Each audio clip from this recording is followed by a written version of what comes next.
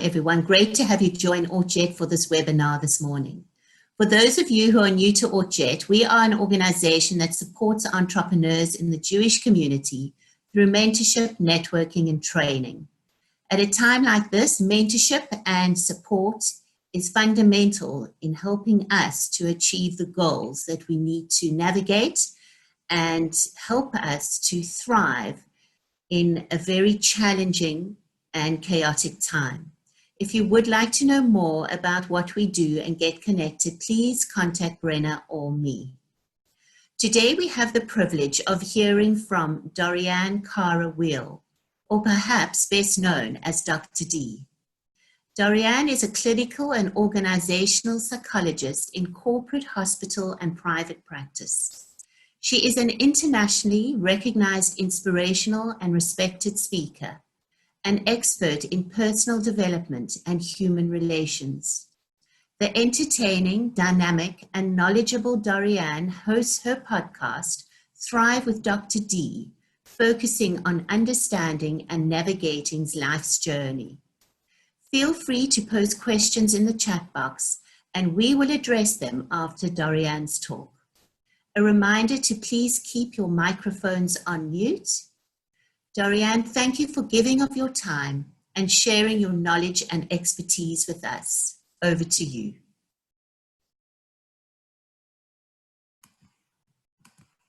Accepted this invitation with such joy and alacrity because I'm a tremendous admirer of the work that you do at ORT and the difference that you make in the community. And most particularly now, you know, at a time of huge uncertainty and disruption, where everything isn't the same, we have to look at ourselves, and there's a lot of reinvention, innovation, creativity, all of which, of course, are associated with entrepreneurship, and all of which, although there's been a crisis, we're also going to talk about opportunities. And so the first opportunity that I want to just talk about is the one that you are offering your people in terms of mentorship, in terms of networking, in terms of direction, because things are not exactly the same. And if I think of that personally, I was on a colleague call yesterday for speaker luminaries, and it was so interesting because for the whole hour, no one spoke about speaking techniques, no one spoke about ways of engagement or compelling content. The whole talk was about innovative techniques of technology and new developments of technology. And I'm sitting there thinking, you know, I didn't really put up my hand to be a technician. I'm a speaker and a facilitator, but different times call for different skills in enhancing what we all do. And at a time of disruption, people who engage with ORT are together reinventing and looking for different ways of doing things. And if we look at how to understand that contextually, I mean, we do live in an unprecedented, crazy time of disruption, of anxiety, of fear, of tremendous uncertainty. But, you know, we have been a world, and we still are really, a kind of world of global mourning. In addition, maybe to global warming, there has been global mourning. Mourning always comes with loss.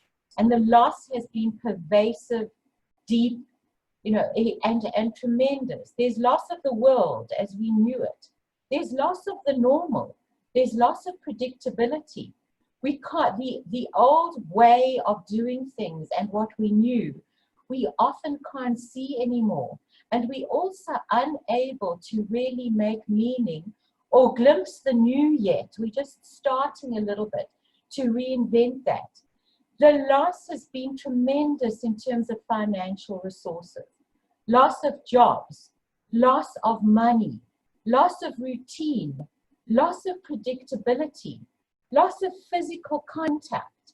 No, that longing for the hug that kind of fills you up, or sitting around a table, just kind of feeling the connection without words between your family and your friends who may be just enjoying a meal that we used to take for granted before. There are just tremendous losses of all different kinds, especially of certainty and of routine and all of the other things that really have come with it. And so that in itself has been really challenging. And if we look to what happens with loss, we need to look no further, because it applies to global as well as to individual. Now, the great theorist who wrote a lot about the grief stages, very well known, Elizabeth Kubler-Ross, and her stages of grief, we've gone through all of them now. There's been denial at first. Oh, for goodness sake, what you so worried about? It's really only flu. You know, people are making a huge fuss of it. So there was that kind of stage of denial. And then the kind of anger that always comes when people feel out of control. You know, how can this be happening to me? It's not fair. And the realization, you know, that life isn't fair. There are going to be things that are out of your control. You can only kind of control some of your responses to it. And some of the responses in the beginning, and we're moving a little bit out of it, were of tremendous confusion and really overwhelming sadness. And the sadness was and is to do with one of her losses as well. And we're kind of reaching the stage now, after understanding that it's no longer 3 weeks of lockdown and 21 days, that this situation that we find ourselves now in the world, and by the way, if everybody says to me again, you know, this virus doesn't discriminate, and it does serve as a connector, which it really does, and we are all in this together, irrespective of gender, race, color, creed, social status, or whatever. That's true, but really we're not all in the same boat. I mean, and I often feel that I have to say that in South Africa. We are in the same storm. We're definitely in the same storm, but of course we're in many different boats. Some are on ocean liners actually, others are on broken rafts, and the diversity has been absolutely magnified by what we are really going through now as well. So, you know, the level that we are at now in that grief cycle, we're entering into that level of acceptance that this is here to stay. And with that level of acceptance that this is, for a while, a new kind of reality, also highlights the work that ORT are doing. You know, the buzzword now, especially for businesses, is we pivoting. We might have the same purpose, but we're reinventing ourselves and expanding our purpose. And then whenever I hear that word, I kind of think of these kind of, I don't know, crazy ballerinas doing pirouettes all over the stage and pivoting in a way that is often undirected. But what they mean is the change of doing things and seeing things and viewing things have to happen. And people are finding resilience and resources in conjunction with people like you and what you have to offer that they never really imagined before because they didn't have to. And new creative ways of doing things because of the acceptance. The uncertainty still is and has been the real springboard for all of the feelings that we have experienced. The fear and the sadness and the uncertainty, to me, was really highlighted by all of us, but most particularly in the work towards the beginning of this, you know, really in March, mid-March and early March, that I started doing through some engagement with the doctors who were preparing themselves and each other to be on the front line. And you know, the things that they were saying just kind of zeroed in and expanded my understanding of what we're in for and what this uncertainty means. Because they would say things like, you know, we walk through the doors of the hospital and we connect, our eyes connect, and we see the fear and we understand it because we are in this together as doctors. And it doesn't affect our purpose because this is our calling and we're doing this no matter what. But this time, this crisis, this COVID-19 health pandemic, which by the way is also causing a mental health pandemic, which we can talk about, this time is different. And one of them, who I had a very deep conversation with, because he was at 9/11, recalled the trauma of 9/11, but also highlighted some of the differences this time. This time, we don't know what we're dealing with. This time, we don't really understand this illness. We've never worked with it before. This time, we don't know how long it's going to last for. With 9/11, we knew what we were dealing with quite soon. We knew it was very traumatic, of course, and the effects can be long-lasting, but we knew about the number of losses that we had. We weren't the people who had to be with the families when there was devastating illness and sometimes even death, and hold their hands because their own families at a time of real need absolutely could not be there. And they spoke about having to carry on, you know, in this way with this huge uncertainty, and many being in isolation. So they couldn't go home and get the hug and be filled up by their partner or by their child, which is kind of replenishing and in a sense distracting. And so one of the effects of it from the doctors is that they were forming much more open and much more vulnerable and honest, empathic relationships with their colleagues. And they had to move away from the fact that, you know, we are doctors, right? We know everything, right? You know, we should have all the answers. I feel ashamed when I have to question myself because I get scared sometimes. And so some of those feelings which were emerging as doctors, we had to work hard to say, look, you are doctors, but you're members of the human race as well. And how do you handle some of those feelings that we are all feeling? And Brenna, you and I have been having conversations about that. I know that you have lots of questions. I do, thanks. Yeah. Thank you for setting the stage and kind of setting the scene of where we're currently at. And I wanted to know, can you expand on what we've been experiencing emotionally as a result of this period of uncertainty? Yes, absolutely. Well, what I said is, you know, we quickly realized, and there was a positive and negative. You know, I always change the word or for and. And I hope that you think about that in many things that you do. Even with this huge unrest that's happening internationally, you know, sparked off by the terrible death of George Floyd. It's always so binary. It's them or us. It's either, it's all. And I like to see these things as having elements of truth in pretty much everything. So if we're talking about now, you know, and these feelings that have emerged, I can talk about a few of the positive, but we also have to lean into the challenge of it. So the positive part of the fact that there's a mental health pandemic, and there really is that the stigma that we have had for years, and in fact still have, about mental health is being destigmatized now. In fact, you know, the fact that everybody you're not really, I think, fully alive if you haven't experienced fear, if you haven't experienced uncertainty, either to do with catching the illness or being sick. And I know that there are people on this call who have been through that absolutely directly. Or if you haven't experienced, you know, what it's like to be uncertain and really stressed because of money at this time, all to do with that springboard of uncertainty. So what I'm saying is that these emotions are normal reactions to a very traumatic situation. We can talk about when do you say it's a mental health problem. You know, there are casualties, mental health casualties, and that's when you have to call in a professional.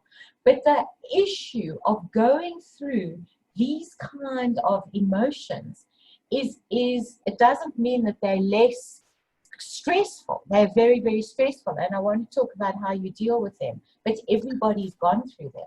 Yeah, so Dori, what I wanted to ask you also, while you're touching on kind of us being in a mental health pandemic, is how does one recognize when it becomes a serious problem? Or yes, I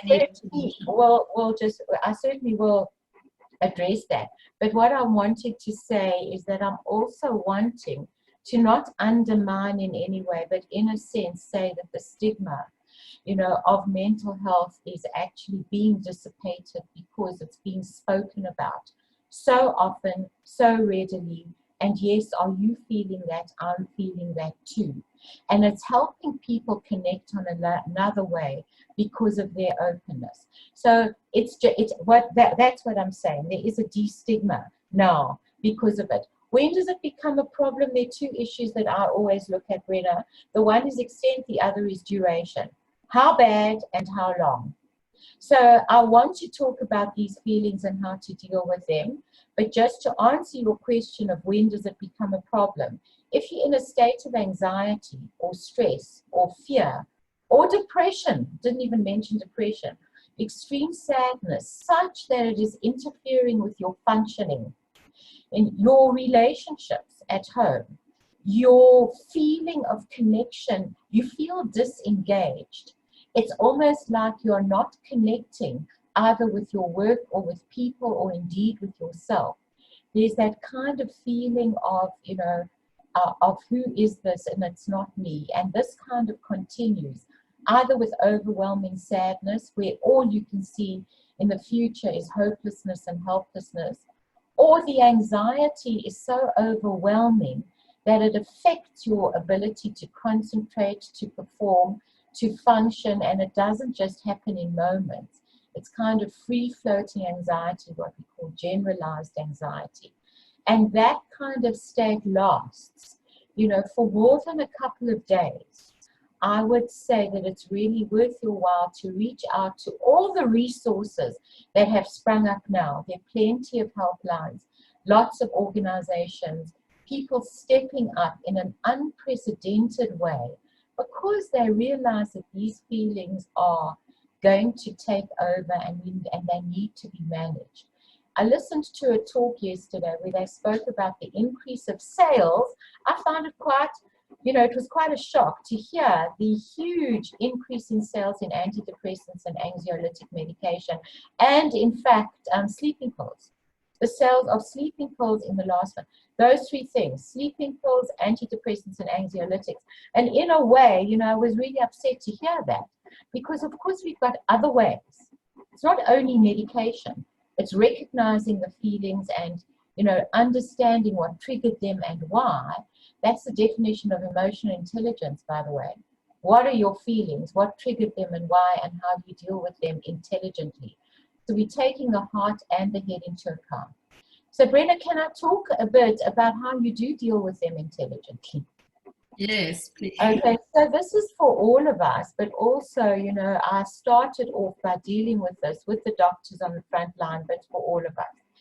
And what we realize very, very quickly is that certainly as entrepreneurs, as successful business people, as well-functioning adults, there's a tendency that we all have to say, if I'm feeling low or if I'm feeling anxious, especially in this time, it'll go away tomorrow. It's not going to last. And what I usually do is just pull myself together, get over it, and I'll feel better in the morning. And what people are really finding is that we have to deal with these feelings in a very counterintuitive way. Those kind of ways of dousing down, of putting plasters on things, just don't work. We are realizing that what you resist tends to persist. And these feelings will be recognized and they are going to be heard, sometimes in unexpected ways. The ways can be physically, by somatizing. You can get migraine headaches, lower back pain, sleep disturbances, appetite problems. They can manifest emotionally with high degrees of irritation, impatience, cut-offness, sure there's a better word for that, feelings of sadness, and all kinds of ways that can come in and hijack you, and even hijack you at the moment, which the doctors were recognizing. So what do we have to do? What we have to say is that, if what you resist persists, you have to name these feelings. You have to stop. You have to say, what am I feeling like? If you name them, you can start to tame them. If you feel it, you can start to heal it in a counterintuitive way. So there is a lot of value of recognizing those feelings, even, I must say, from a physiological point of view. Because when those feelings of fear take over and the anxiety turns into panic, you are functioning from the primitive brain.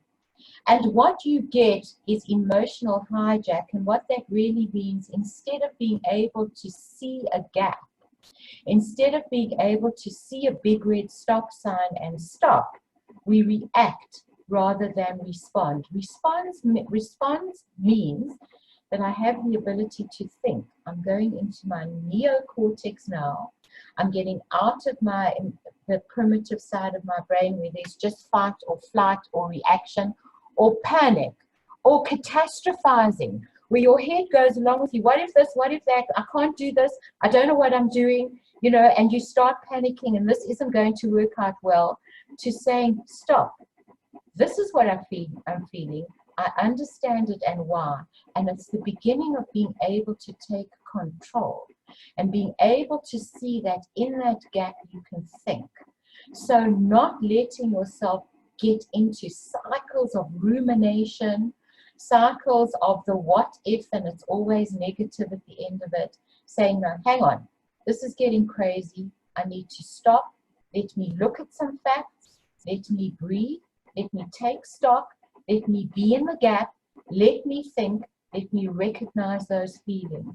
And in doing that, even from a neurological point of view and a biological point of view, you begin to get a handle on it and come to terms with it and get a perspective. So that's the first thing, Brenna. Thanks. I think, yeah, I mean, you've touched on things there that are relevant to all of us in some way. And what I wanted to ask you is, we all are looking after ourselves and looking after everybody else, but how important is it to look after oneself and to protect oneself at this time while you're being a kind of trying to care for your children, your parents, your spouses, everybody, your colleagues? And I think that, you know, looking at this call, welcome to the gentlemen that are here. I see a couple of guys who've joined us, and it's just as important for them. Why am I saying this? Is because, you know, it's women particularly who have been reared to be nurturers and caregivers. And so, you know, I find sometimes if I want to highlight the importance of looking after yourself, which we do, it's a very good question, I have to say to them, for goodness sake, take care of your child's mother, or take care of your husband's wife.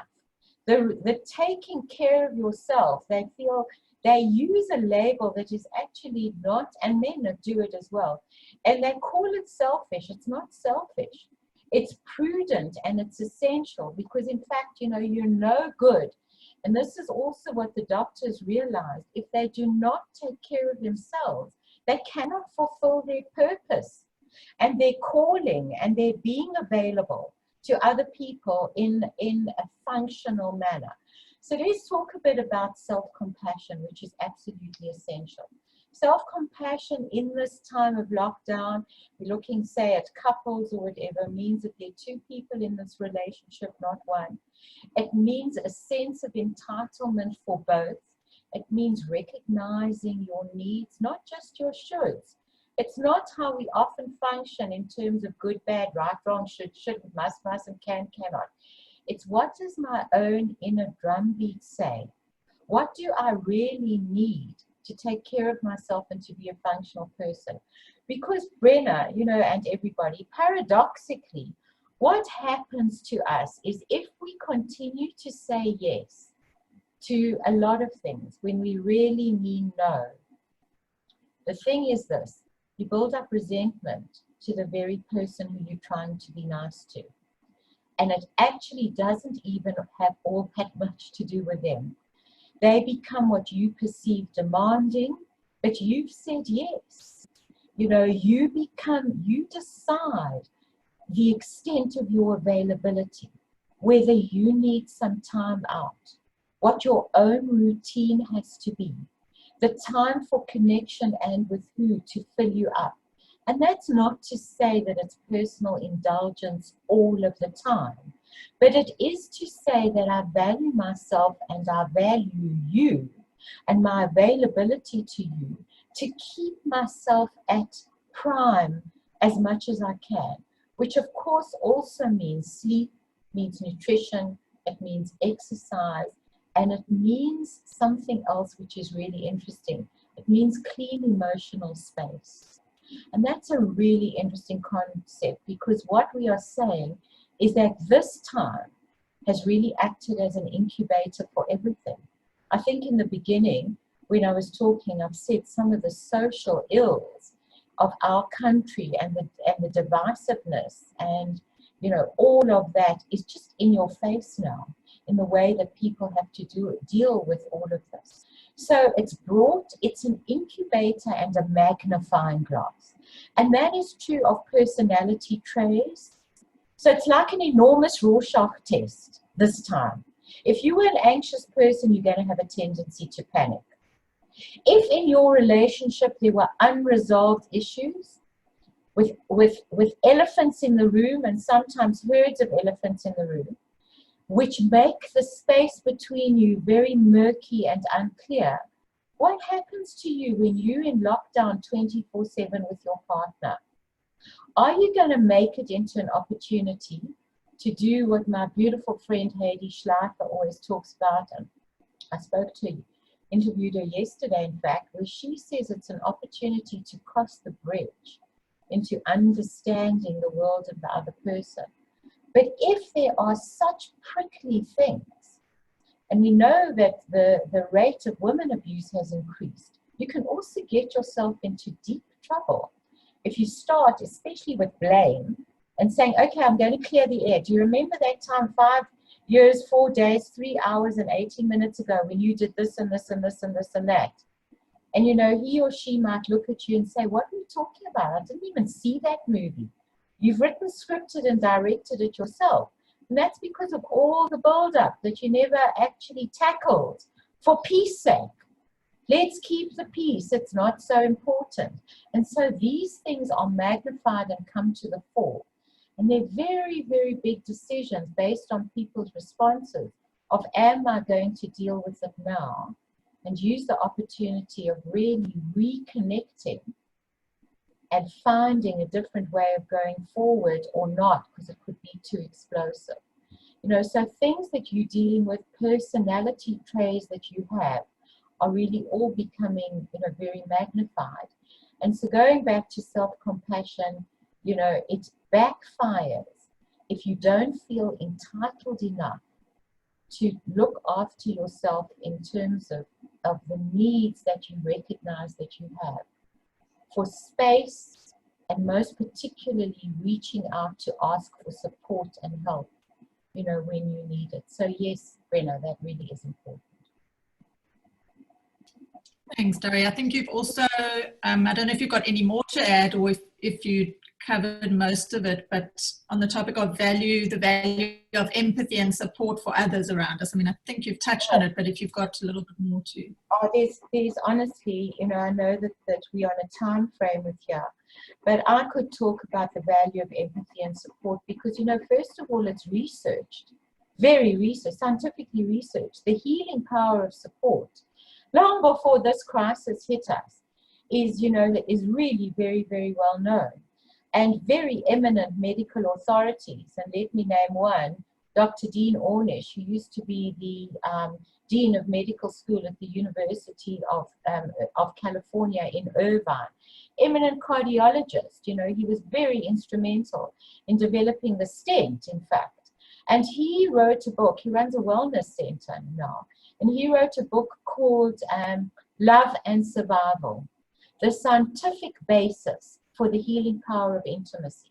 That was years ago, where he spoke about people who have intimate support in their lives actually get sick less often, and they get better more quickly, which also highlights how difficult this isolation is.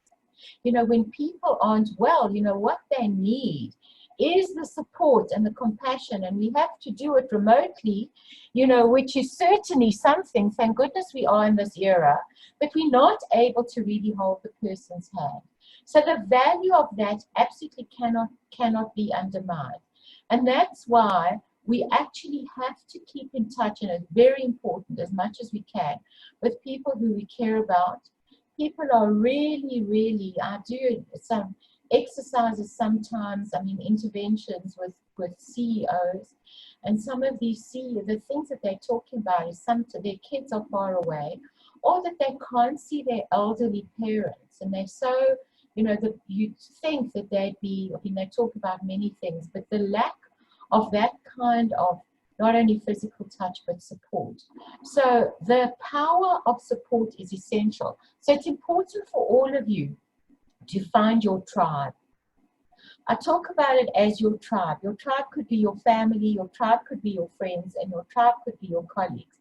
But when I say tribe, it means people who understand you and who can reflect your emotion without doing what we call comparative suffering, where they can't wait for a time to tell you about their issue and what they're going through and their child, and you know their situation is much worse than yours.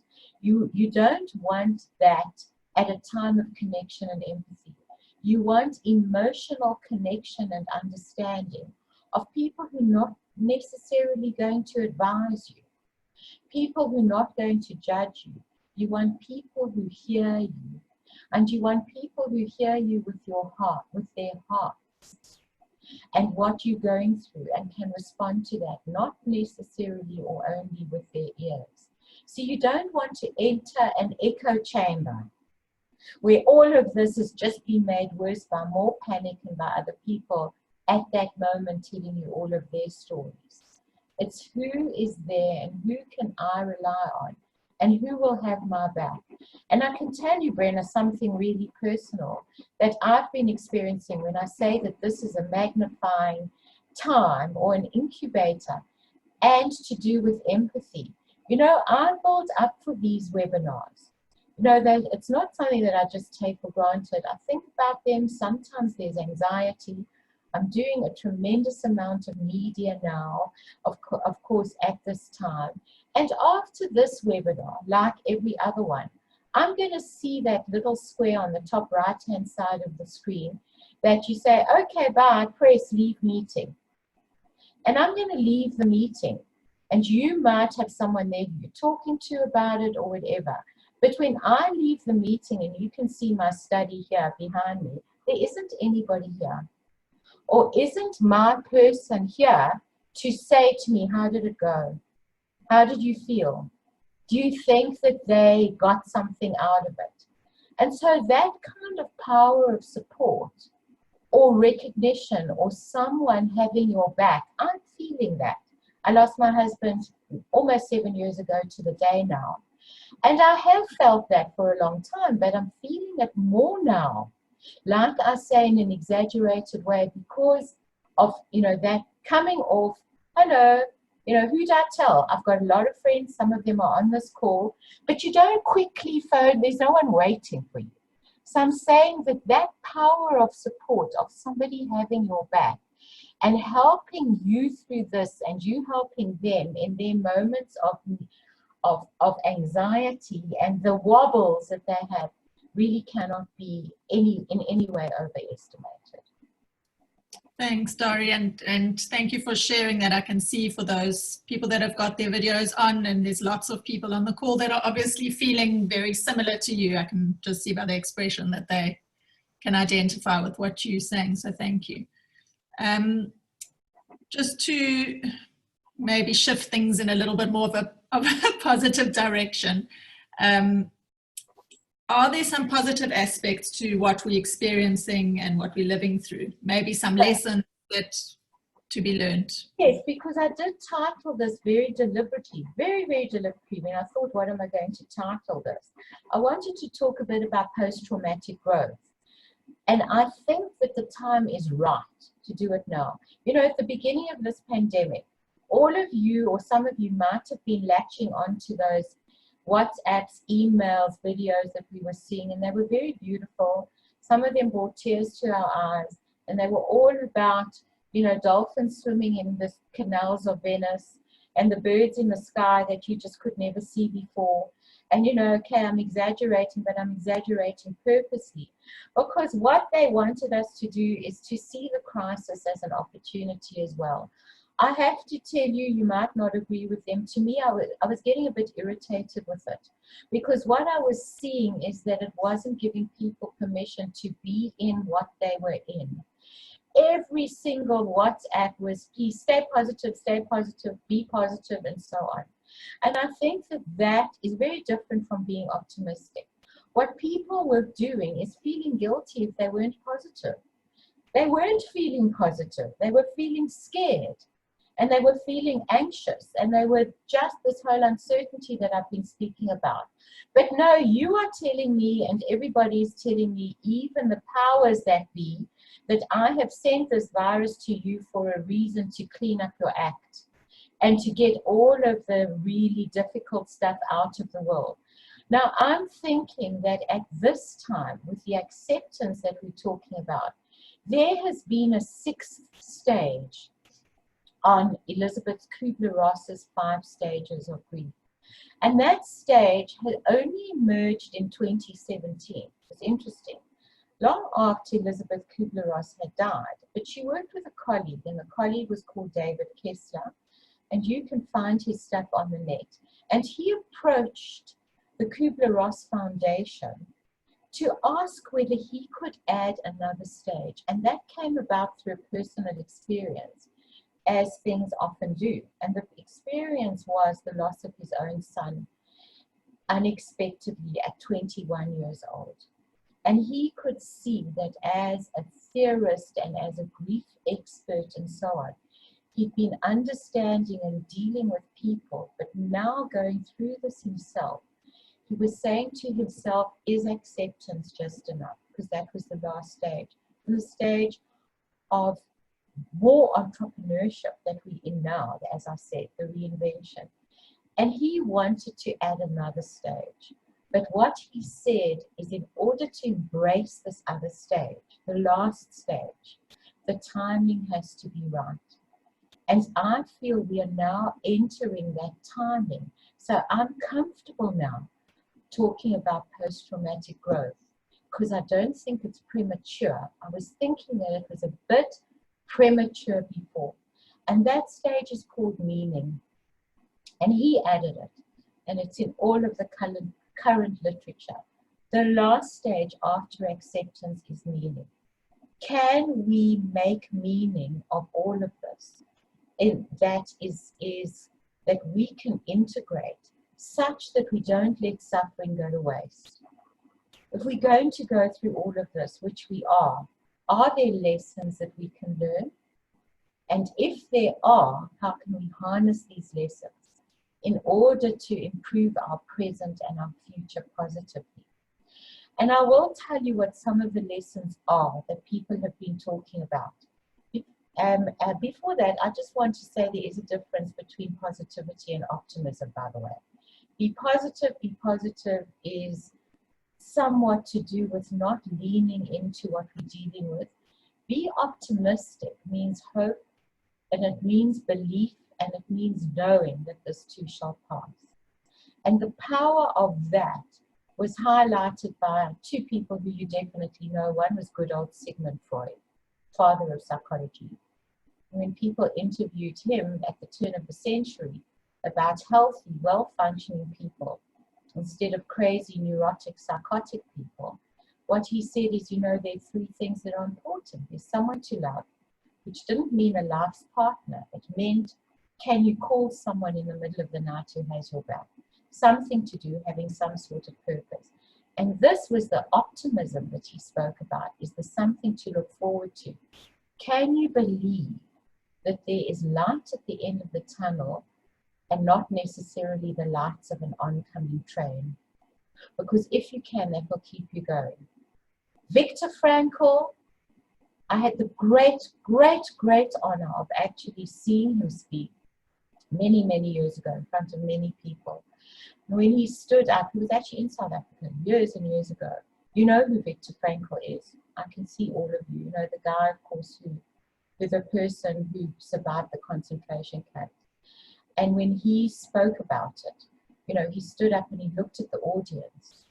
And I thought, oh my goodness, he's not starting. You know, I was a new speaker, I'd forgotten his lines. And he just surveyed them and he looked at them and he said, you know, he said, the reason that I survived the concentration camps was you. I've never met you, I've never seen you, but in my dreams that were inside me, I said these words 1,000 times. And he just had the belief he was going to get out there and he had to tell the story. They just couldn't take that belief away from him. That was the epitome of what mindful optimism, what realistic optimism is. Not blind optimism. Realistic optimism is, and the difference between optimism and positivity. And we have to own the one. So Brenna, I'm just going to, can you, I have no idea how much time we have left. So it's like another 15 minutes. So. Okay. So I do want to just highlight to you what some of these lessons are that people have been sharing with me. And I feel very honored sometimes or often to be invited into people's sacred space, you know, and let me partner them sometimes, you know, through some of these difficult journeys that they're having. And getting to understand what they, and it makes me understand what I and my children and everyone is going through as well. And when they say they're highlighting certain things, it makes me come home, well, not that I've been anywhere, but, you know, hug my children a little bit more tightly as well. So all of this affects all of us. And the first thing that I'm sure that you've all noticed on the kind of more lesson side, and on the post-traumatic growth side is the fact that there's definitely a priority shift. You know, people are stopping from all of this change, from working at home in particular, and from, you know, this new way of being. And they're saying things like, I've got to stop, take stock, re-examine my goals. Where have I been? Where am I going? How do I want to spend my energy from now on? What are the things that are really important to me? And what have I learned from this? So there's a lot of introspection that people are doing in terms of the lifestyle and the values that they have always embraced. And there's a movement away from kind of doing to being. Instead of being a human doing, and kind of chasing our tails and all of that all the time, there's much more depth of thought into who we are rather than what we do and what are our goals and our values and what's important to us. And the first thing that I hear all the time is it's about relationships. I'm valuing my relationship, you know, recognizing that my relationships have been so important, most particularly because of the social distancing, so the isolation, where I can't see certain people that are, and the people who are living with me, you know, who I don't usually spend this kind of time with, and who I've taken for granted all the time. I mean, they've always really been there, but have I seen them properly? You know, have we connected? You know, have I valued them enough? And so the one word that I hear all the time and that I've been feeding to myself so much is this word of gratitude. You know, my children are here, both of them. I have twins. The one really could have been in London. And it was crazy that she's in musical theatre and she had a dancing accident, which meant she had to come back to South Africa to have surgery.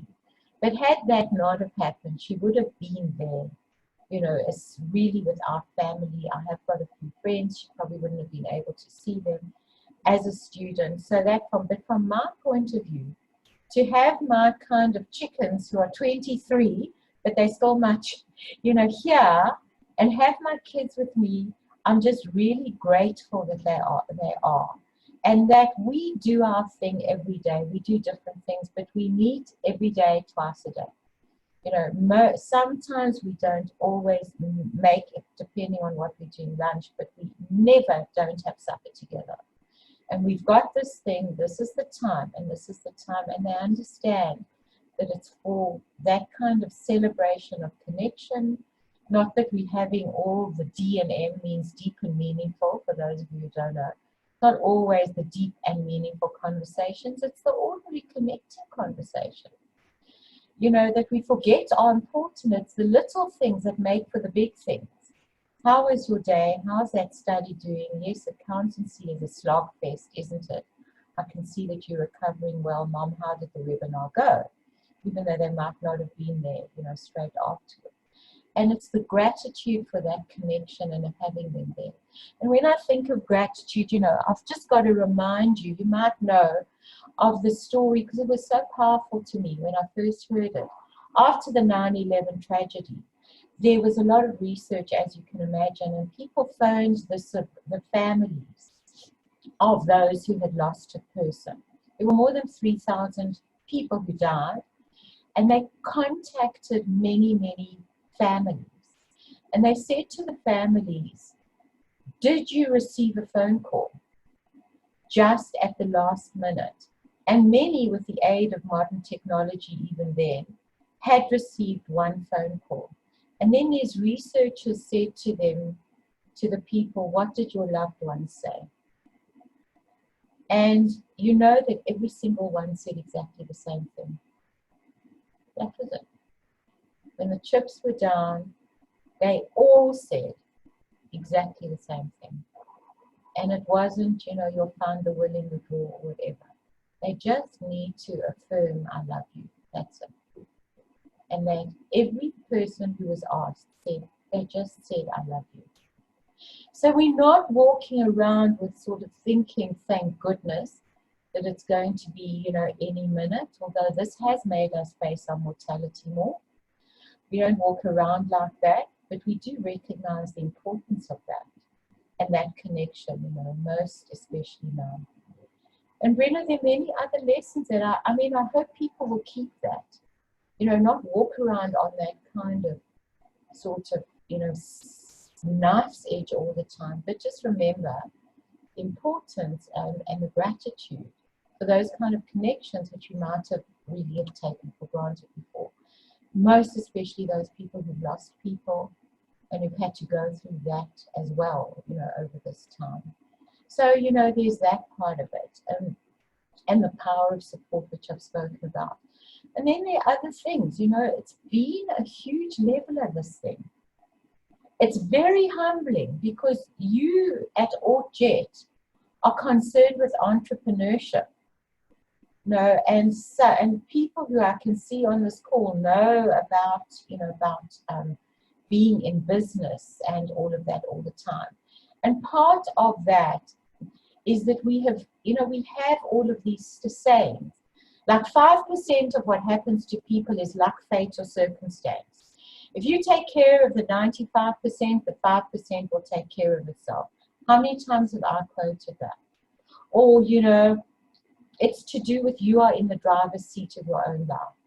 And it's to do with, at the end of the day, you know, it is really that serenity prayer. You know, the serenity to accept the things you can't. The courage to accept the things, you know what I mean. Serenity to accept the things you can't, and the wisdom to know the difference. So we often talk about being in control. Jordan Belford and other people come up with these sayings. If you don't like if the circumstances suck, well, then just change them. You know, if you don't like what you get, make some changes and get off your backside. Well, you know, this has been something that has really, really been out of control. What is in control is our responses. But it's been, if anything shows you life happens, it's been this. If anything shows you that, look, the future is now, it's not always one day when anymore.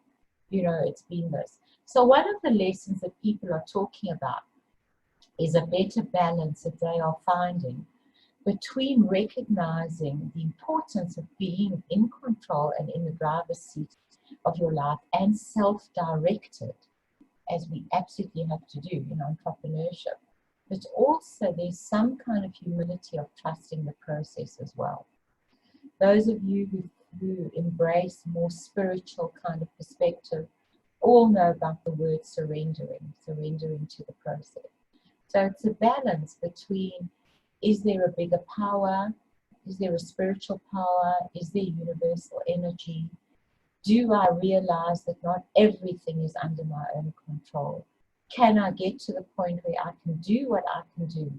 And then just have some sort of belief, some sort of faith, some sort of ability to say, look, I've done what I can.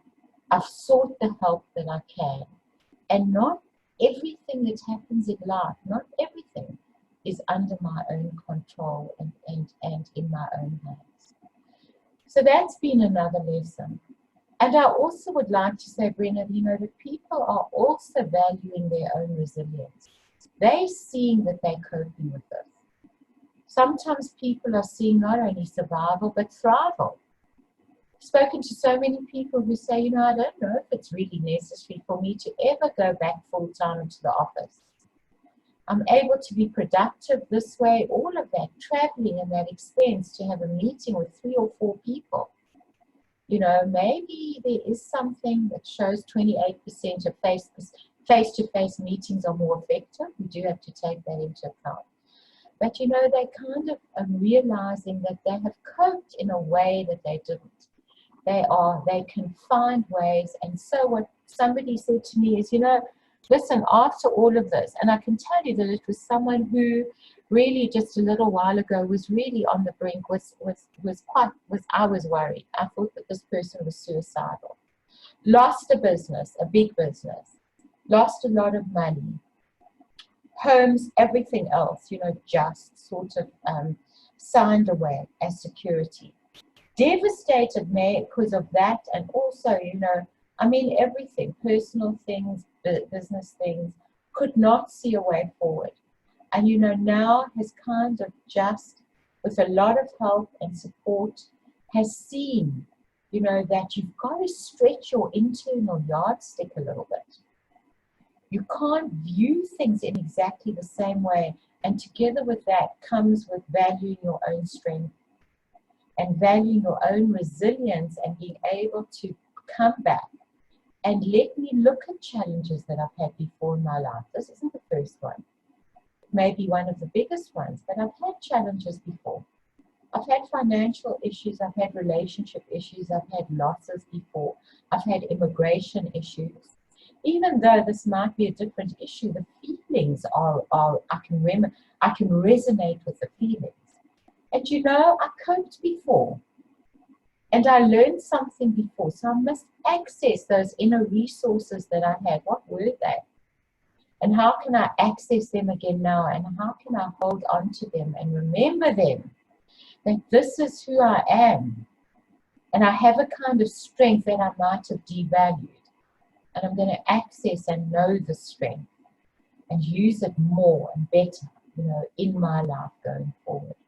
So those are some of the lessons, mindful of time and the fact that people might ask some questions, Sorry, Krista, thank you. We have unfortunately come to the end of our time because I think we could sit and listen to you for quite a bit longer. But so some of the positive lessons for us at ORT are definitely being able to access you, being in Joburg, and so easily to be able to speak to our mentees and mentors, and just also to have such a great number of people that have come to listen today. So it's, as I said to you earlier, it's pouring with rain in Cape Town. So if we were not online, we probably wouldn't have got everybody to hear your incredible message. But just thank you, and thank you for your time, and also just for forcing us to kind of face up to some more difficult issues that a lot of us choose not to focus on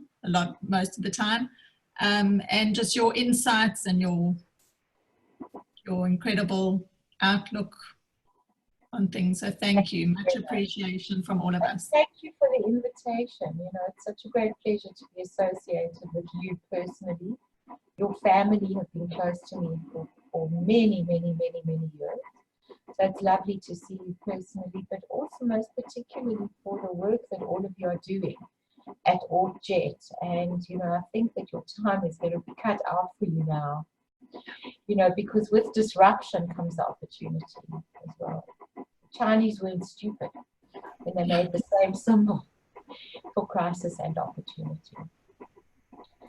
Thank you, Dorianne. For everybody else, all our talks are on our ORT Cape Town Facebook page. If you want to be added to our database, please put your email address in the chat box. And yeah, we look forward to seeing you. I think our next talk is next week, the same time. So thank you so much. Thank you very much, everyone. And I wish you all post-traumatic growth. Thanks, Dory. Thanks so much. Bye.